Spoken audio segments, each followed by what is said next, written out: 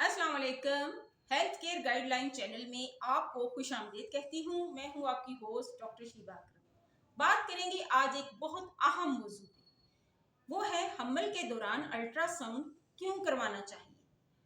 देखा गया है और ये खुद मैंने अपनी क्लिनिकल प्रैक्टिस में भी बहुत टाइम ये चीज़ ऑब्जर्व की है कि ख़वातीन जब शुरू के महीनों में हमारे पास आती हैं और हम उनका अल्ट्रासाउंड करना चाहते हैं तो वो कहती हैं नहीं डॉक्टर साहब, हमारी सास ने मना किया है, हमारी वालदा ने मना किया है। वो ये कहती हैं कि शुरू में अल्ट्रासाउंड नहीं कराना चाहिए। ये एक ऐसा कॉन्सेप्ट है जो बहुत सारी ख़वातीन के दिल में बैठा हुआ है। क्यों नहीं कराना चाहिए और क्यों कराना चाहिए, इस चीज़ की वजाहत ज़रूरी है। देखिए, प्रेगनेंसी के दौरान खातून को पीरियड्स नहीं होते, लेकिन ये ज़रूरी तो नहीं कि वो पीरियड्स जो हैं वो सिर्फ प्रेगनेंसी की वजह से रुके हों। पीरियड रुकने की तो और भी बहुत सारी वजूहात हैं, लेकिन जब आप शुरू के मंथ में अल्ट्रासाउंड करवा लेते हैं और यूट्रस के अंदर, रहम के अंदर हमल की थैली नज़र आ जाती है तो ये बात कंफर्म हो जाती है कि प्रेगनेंसी मौजूद है, लिहाजा प्रेगनेंसी कंफर्म हो जाती है। दूसरी बात यह है कि ज़रूरी तो नहीं कि हर दफ़ा जो हमल है वो बच्चेदानी के अंदर ही ठहरा हो। एक्टोपिक प्रेगनेंसी के केसेस भी होते हैं जिसमें जो हमल की थैली है वो बच्चेदानी के अंदर होने की बजाय ट्यूब के अंदर हमल ठहर जाता है, पेट के अंदर हमल ठहर जाता है, कहीं दूसरी जगहों पे हमल ठहर जाता है। इसे हम ऐसा हमल कहते हैं जो गलत जगह पे ठहरा हो। जैसे कि मैंने अपनी प्रैक्टिस में ऐसी कई प्रेगनेंसीज देखी हैं जिनमें हमल जो है वो ट्यूब के अंदर ठहरता है।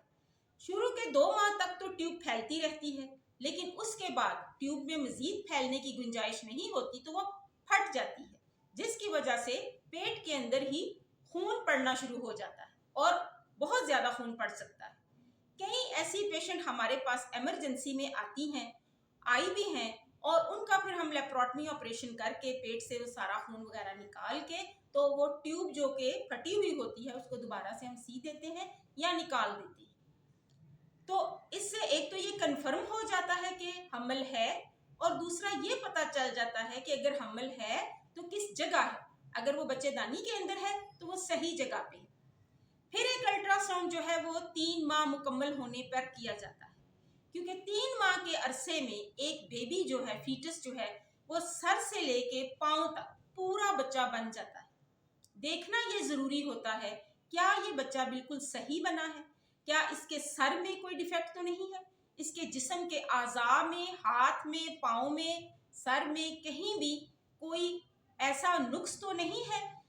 जैसे कि फॉर एग्जांपल अभी भी हमारे मुल्क में ऐसे बहुत सारे केसेस होते हैं जिसमें एनकेफेलिक बेबी होते हैं न्यूरल ट्यूब डिफेक्ट की वजह से। इन बच्चों के सर की ये जो हड्डी है ये नहीं बनी होती, सिर्फ आगे फेस बना होता है, आंखें बड़ी नुमाया होती हैं और अजीब फ्रॉग जैसा लुक इनका होता है।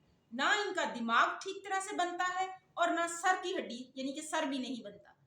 तो इन बच्चों को पेट में रखने का कोई फायदा ही नहीं। इन्हें 3 माह के एंड पे निकाल देना चाहिए, क्योंकि पैदा होने के बाद ये बच्चे जिंदा नहीं रह सकते। इसी तरह ऐसे भी कई बच्चे होते हैं जिनके हाथ पाँव के बहुत शदीद नुक्स होते हैं उनके अंदर। जैसे कि एक बेबी मेरे पास हुआ सिजेरियन से, रॉबर्ट सिंड्रोम उसको हमने डायग्नोज किया बाद में। उस बच्चे के अंदर दोनों बाजू, दोनों टांगे नहीं थी, और वो बच्चा जो है, जाहिर है वो पैदा होने के बाद उसमें और बहुत सारी प्रॉब्लम्स थे, और इनका चेहरा भी बड़ा मखसूस किस्म का चेहरा होता है जिसे हम फेशिस कहते हैं।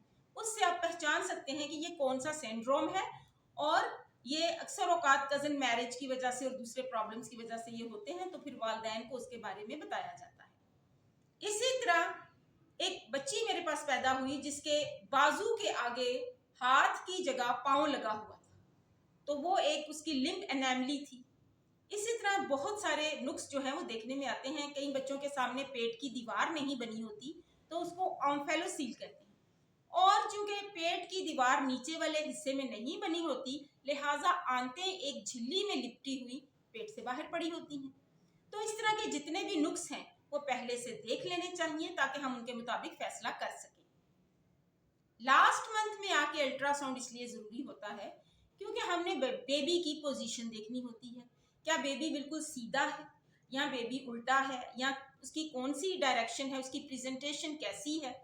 और ये भी देखना होता है कि बेबी जो है वो बिल्कुल ऐसे ट्रांसवर्स, बिल्कुल गोदी के अंदाज में तो नहीं लेटा हुआ, क्योंकि ऐसे केस में केस नॉर्मल नहीं हो सकता और आपको नॉर्मल डिलीवरी की बजाय ऑपरेशन करना पड़ता है। लिहाजा बच्चे की पोजीशन को जांचने के लिए आगे के मंथ्स में, एंड के मंथ्स में आपको जरूर अल्ट्रासाउंड करना पड़ता है। फिर आपने ये भी जानना होता है कि क्या बच्चे के इर्द गिर्द पानी बहुत ज्यादा है या बहुत कम है। अगर पानी बहुत ज्यादा है तो बच्चा उसमें बहुत ज्यादा घूमता फिरता रहता है और उस वजह से उसकी पोजीशन अक्सर नॉर्मल नहीं रहती।